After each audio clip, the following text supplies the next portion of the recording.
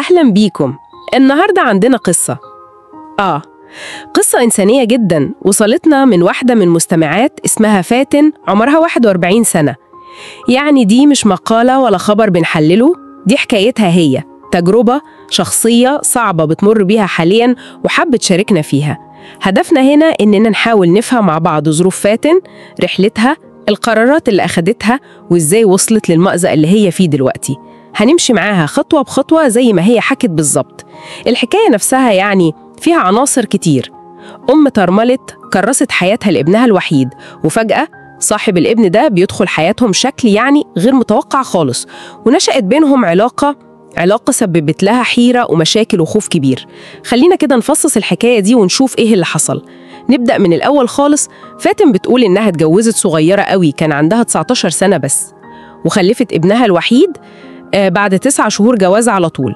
ومن كلامها واضح إن الابن ده بقى هو كل حاجة في حياتها، لدرجة إن جوزها الله يرحمه كان ساعات يلمح لها كده، يقول لها إنها نسيته خلاص ونسيت الدنيا كلها علشانه. كانت بتوصف خوفها عليه، بتقول خوف من الهوى الطاير. النقطة دي مهمة قوي كمقدمة. فكرة إن الأم تكرس حياتها بالكامل كده لابنها الوحيد، ده ممكن يكون مفهوم في ظروف معينة طبعا، لكن التكريس الكلي ده بيعيد تعريف هويتها كلها حوالين الدور ده. وملاحظة الزوج دي الله يرحمه إنها نسيته ممكن تكون إشارة مبكرة لفراغ أو وحدة، يعني فراغ ممكن يكبر ويظهر أكتر بعدين، خصوصا لما الظروف تتغير. وفعلا الظروف اتغيرت بشكل مأساوي. فاتن بتحكي إنها في يوم عادي جالها تليفون، جوزها تعبان في الشغل ونقلوه المستشفى. سابت ابنها الصغير مع جارتها وجريت على المستشفى، بس للأسف لما وصلت كان الأمر انتهى، اتوفى. لقت نفسها فجأة أرملة ومعاها طفل صغير لسه. بتقول إنها وقتها حست إن كل مخاوف الدنيا هجمت عليها مرة واحدة. هتربيه لوحدها إزاي؟ هتصرف عليه منين؟ والخوف الأكبر إن ابنها يبقى يتيم بدري قوي كده. قرارها كان سريع وحاسم، هتربيه بنفسها مهما كلفها الموضوع. اعتمدت على معاش جوزها اللي هو أكيد مش كبير، وبدأت تشتغل هي كمان عشان تقدر تصرف عليه ومحدش يقول لها هاتي الواد أو ياخده منها. وبتقول إن ناس كتير أهلها وقرايبها حاولوا يقنعوها تتجوز تاني، لكنها كانت بترفض تماما. وهو القرار ده بيبين حجم التحدي اللي قدام الأم الأرملة والمعيلة. صحيح المجتمع ممكن يضغط لفكرة الجواز تاني عشان السند أو عشان الولد يلاقي راجل في حياته، بس هي أسباب رفضها كانت واضحة قوي ومنطقية من وجهة نظرها. الخوف تدخل راجل غريب يربي ابنها، والخوف الأكبر بقى لما يكبر شوية تحصل مشاكل الغيرة والحساسية دي، وممكن تخسره خالص بسبب جوازة تانية. فكأنها اختارت الطريق الصعب ده عشان تحافظ على علاقتها بابنها مهما كان التمن، وده يفسر بقى حجم الارتباط بينهم بعد كده. بالظبط كده. وفضلت السنين بتعدي وهي بتكافح وشايلة المسؤولية ومركزة مع ابنها وبس، لحد ما كبر وبقى شاب عنده 18 سنة. دخل الجامعة وطبعا معفى من الجيش لأنه وحيد. هي كانت في قمة السعادة والفخر بيه، حاسة إن تعبها وشقاها ما راحش على الفاضي.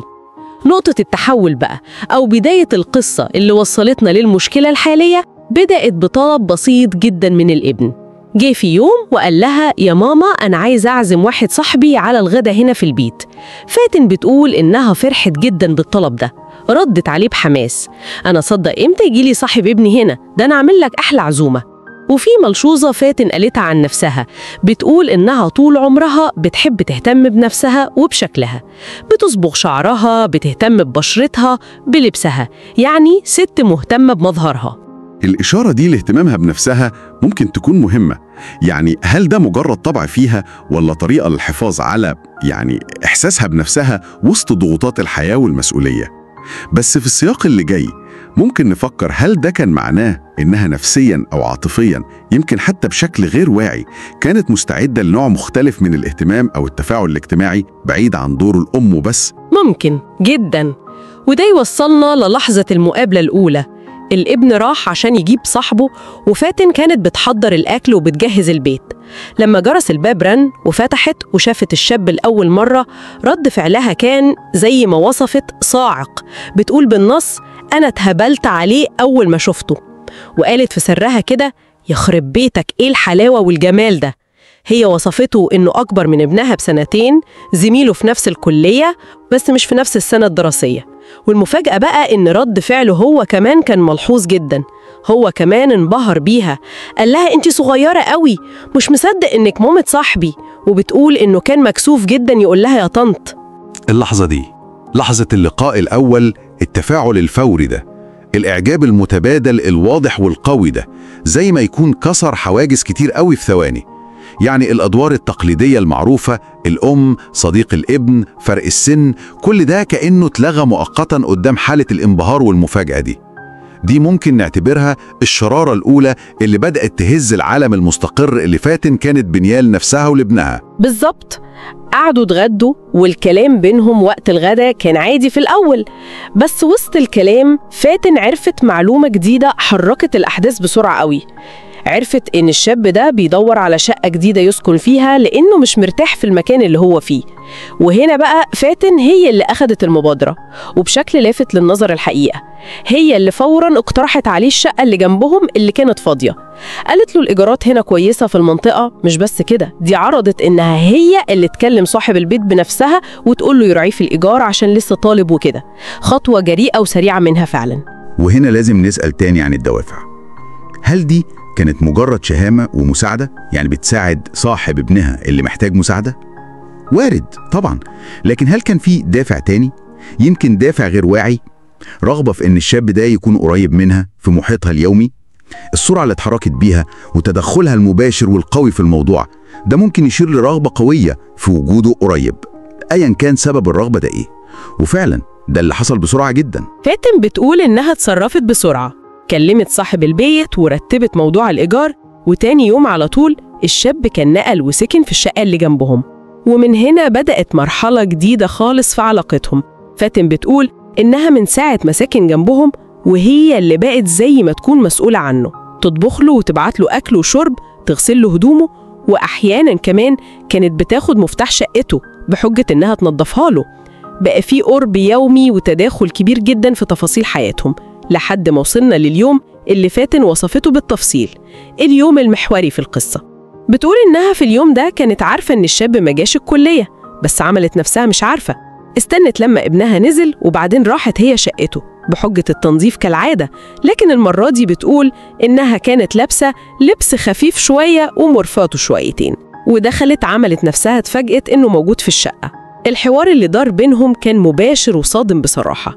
هي لاحظت إنه مرتبك وبيعرق، فسألته سؤال مباشر قوي: مالك عرقان كده ليه ومتلخبط؟ هو أنت مكسوف مني؟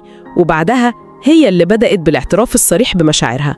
قالت له: بصراحة كده أنا مش قادرة أمسك نفسي أكتر من كده، مش حاسين بنفسنا خالص.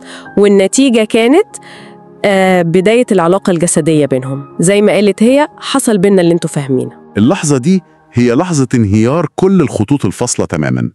الانتقال من دور الأم البديلة أو الراعية، حتى لو كان في إعجاب من الأول، لدور الإغواء والمبادرة الصليحة جدا. والاعتراف المتبادل ده كسر آخر حاجز بينهم. طبعا الموقف ده بيحمل كمية تعقيدات أخلاقية وعاطفية ضخمة جدا، وفاتن نفسها أكيد مدركة ده بدليل الحيرة اللي هي فيها دلوقتي. احنا بنتكلم عن علاقة مع مين؟ مع صديق الابن اللي هو كان محور حياتها كلها، مع فارق السن الواضح، وفي ظل وضعها كأرملة كرست سنين عمرها لدور الأم المثالية اللي ضحت بنفسها. ده تجاوز كبير جدا لكل الأدوار والقواعد اللي هي نفسها رسمتها لحياتها وللعالم المحيط بيها. والمشكلة الأكبر من وجهة نظر فاتن ومخاوفها اللي بتحكيها إن العلاقة دي ما كانتش يعني غلطة المرة واحدة وانتهت، لأ، هي بتقول إن الموضوع ده بقى بيتكرر بينهم دايماً. وهنا بدأت العواقب الحقيقية تظهر بوضوح. ابنها نفسه ابتدى يلاحظ، ابتدى يشك إن في حاجة مش طبيعية بتحصل. هي بتقول إنه ما بقاش ينزل غير ورجلي على رجل صاحبه، يعني ما بقاش يسيبوا معاها لوحدهم، بقى بيراعب تصرفاتهم أكتر. وبدأ يتخانق معاها ويقول لها ما تعمليش حاجة للشاب ده، ما تجيبلوش حاجة، ما توديلوش حاجة، كأنه حاسس بإن الاهتمام ده زيادة عن اللزوم أو شايف حاجة مريبة. وده وضع فاتن في قلب العاصفة فعلا. هي بتعترف بصراحة تامة إنها مش قادرة أبعد عنه، وبتقول إنها بتبقى محتاجاله، وإنها لما بتشوفه مش بقدر أمسك نفسي. فهي واقعة في فخ حقيقي وصعب جدا، مشاعر ورغبات قوية هي مش عارفة تسيطر عليها من ناحية، ومن الناحية التانية خوف مرعب وقاتل على ابنها، خوف على علاقتها بيه اللي هي أساس حياتها كلها واللي ممكن تتدمر تماما لو الحقيقة دي اتكشفت. الوضع ده كارثي بكل المقاييس المحتملة طبعا.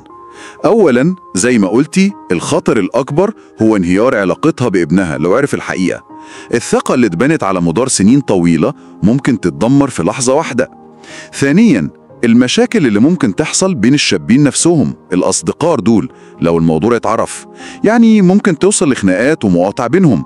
ثالثاً، وده واضح جداً من كلام فاتن نفسها، حالة التمزق النفسي والعاطفي اللي هي عايشاها دلوقتي.